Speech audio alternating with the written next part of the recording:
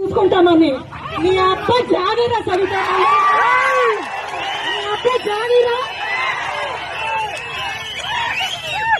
నీకే స్వంత తల్లికే ద్రోహం చేసి సర్జరీ పెట్టి నీ నాన్న ఆస్తిని లాక్కొని ప్రయత్నం చేశావు.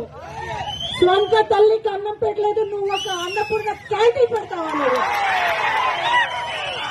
నిన్ను నమ్మి వచ్చిన వాళ్ళందరూ కూడా దగా చేసి నట్టేట ముంచినావు. ఇదే పెనుగొండలో ప్రతి బాటిల్ పైన 10 రూపాయలు తింటున్నావు, తాగుతున్నావు. సిగ్గులేదు నీకు? సిగ్గులేదా నీకు?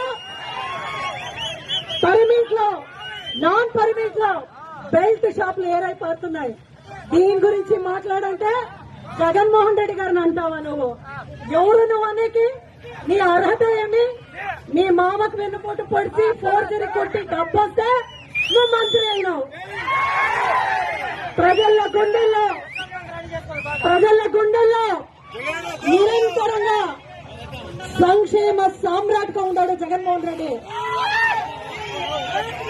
ఇంకొకసారి జగన్మోహన్ రెడ్డి గారి గురించి మాట్లాడితే తోలు తీస్తా. ఇది గుర్తు పెట్టుకోండి అని మీ అందరినీ కూడా చెప్తున్నాం. వైఎస్ఆర్సీపీ అంటే నీతి నిజాయితీ. మా జగన్మోహన్ రెడ్డి గారు రోడ్ వేస్తే సిగ్గు లేకుండా నువ్వు ఫ్లెక్సీలు ఎప్పించుకుంటావా? ఆఖరికి టాయిలెట్ రూమ్ కూడా ఇచ్చిపెట్టలేదు చూడప్ప. ఈ టాయిలెట్ రూమ్ కూడా తక్కువ టాయిలెట్ రూమ్ వేసుకోండి.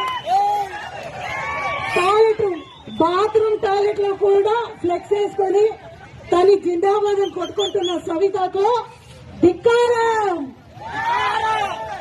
అనా జగన్మోహన్ రెడ్డి గారు సింగిల్ గా వచ్చాడు. ఈవీఎంలు మమ్మల్ని ఓడించొచ్చు. ఈవీఎం ద్వారా మనం ఓడిపోయినాం. జనం ఓడించలేదు. జనాల గుండెల నాడిలో జగన్ ఉన్నాడు. మీ ప్రతి సుఖంలో ఉన్నాను.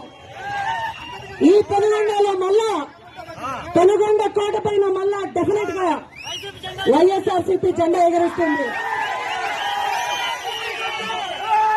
చాలా మంది విలేకరు సహోదరులు, చాలా మంది విలేకరులు, ఆమెకి భయపడే విలేకరులు, నేను మాట్లాడింది చూపించండి, చూపించి అడగండి.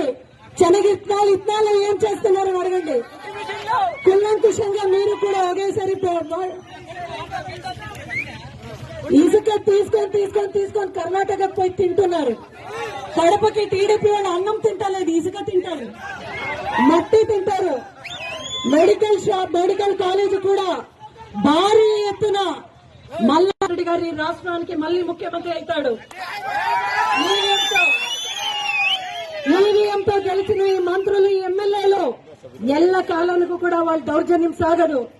మా లాంటి వైఎస్ఆర్సీపీ వాళ్ళు అపోజిషన్ లో ఉండే వరకు, ప్రజలకు మంచిది జరిగే వరకు పోరాడతాం.